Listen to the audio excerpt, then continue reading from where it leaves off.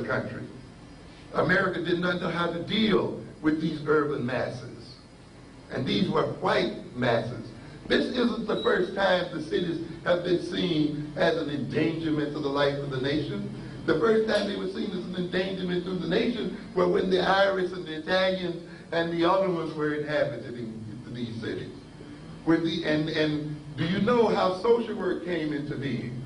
It came into being to deal with the orphans of white folk and the broken families of white folk. Do you know how the YMCA came into business? The YMCA came in to try to protect these country white boys when they came into the city, to try to maintain their value in the face of the city. Do you know how the Sunday schools came into being? You think they just came into being as a result of the church? There was a whole Sunday school movement in America as a way of trying to rehabilitate the wayward white youth in the cities of America. Do you know how juvenile courts came into being? They came into being to teach the Jewish delinquents and the Irish delinquents. That's how they came into being. Do you know that adolescence as a concept is an invented concept that was created to deal with the wayward youth of white America in the 1800s down to the turn of the century, right into the 1920s. Because these gangs, these white gangs, had control of Newark, New Jersey. These white gangs had control of Philadelphia. These white youth gangs had control of New Orleans. These white gangs was roaming across New York City in the thousands and tens of thousands. White girls were on the streets of New York City at 9 years old. Half of the Irish families were without fathers. Half of the children were just pushed out in the streets by their families, and their fathers abandoned the families. Since when did you identify these things with being black? Because you have not read American history, and you have not read the history at all. You're too willing to believe the worst about yourself. And you'll let other people tell you the damn thing because you won't go and learn. That's right. And I'll tell you now, it's not enough just to read black history. You've got to read the history of this nation. That's right.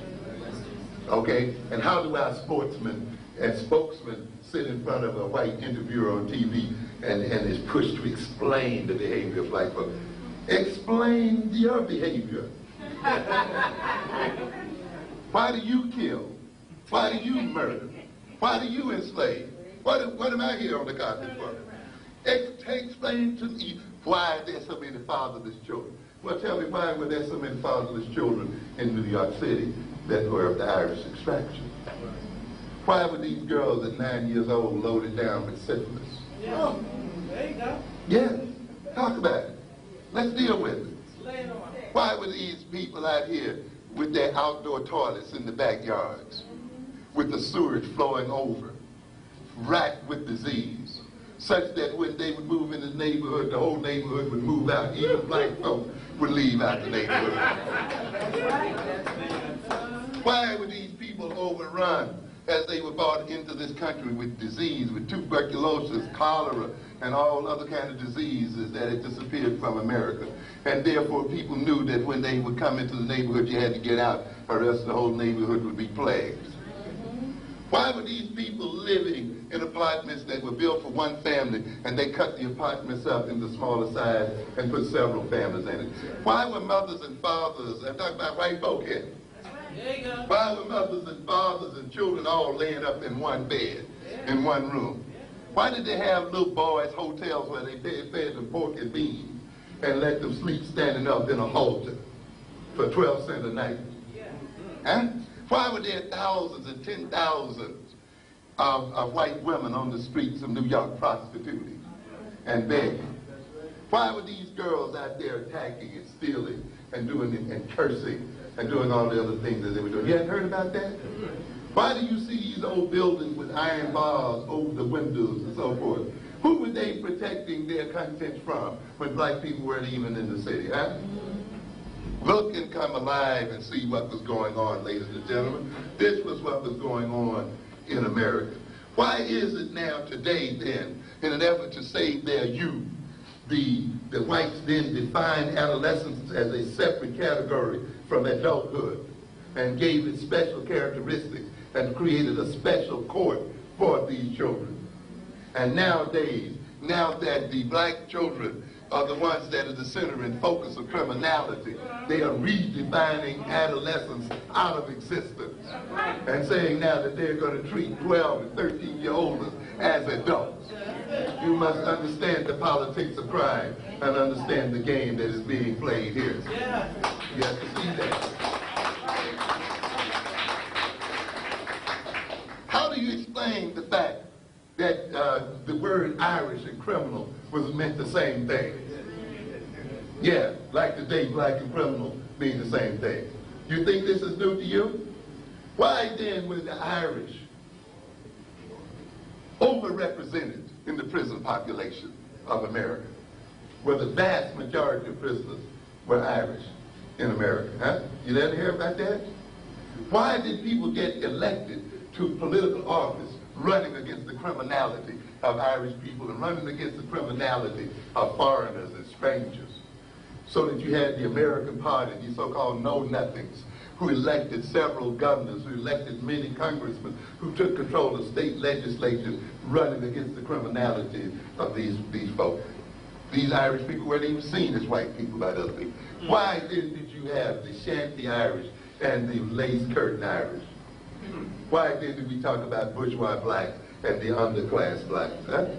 In other words, you see, if you study that history stuff, you'll begin to see some principles operating here that have little or nothing to do with race, that are not intrinsically related to our Africanness or our blackness, but is related to the political design of a system, related to the very criminal nature of a society that is designed to rob poor people of their dignity and to rob poor people of their wealth and to destroy poor people, such that it locks poor people up regardless of race, so that it locks outsiders up regardless of race, so that it locks people up who are seen as strange and foreign regardless of race, so that it attacks them as criminals and locks them up so that it can convince itself and those people that they are the greatest threat to the society and not the people who are locking them up. Yes. So that the focus can be on those who are being locked up and crime can be defined in terms of the pictures you see on the TV show of those who are being locked up and handcuffed, and not the crime of the ruling classes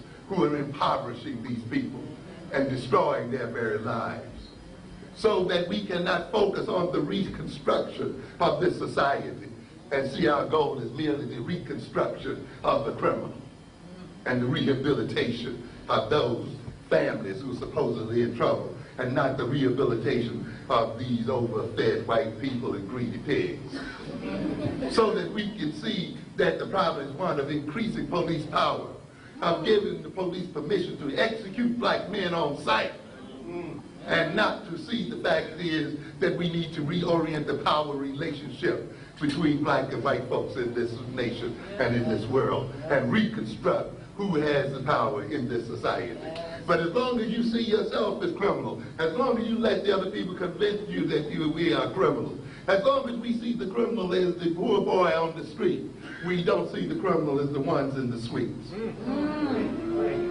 We don't see ourselves then, and we don't see the necessity of changing our economic circumstances and getting in control of our wealth. We don't see the necessity of bringing these white men to heel and changing the power relations and the economic relations in this world. We only want to focus on manhood training and only want to focus on trying to change the values of these kids.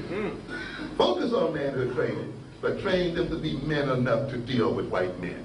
Train them to be men enough to change them.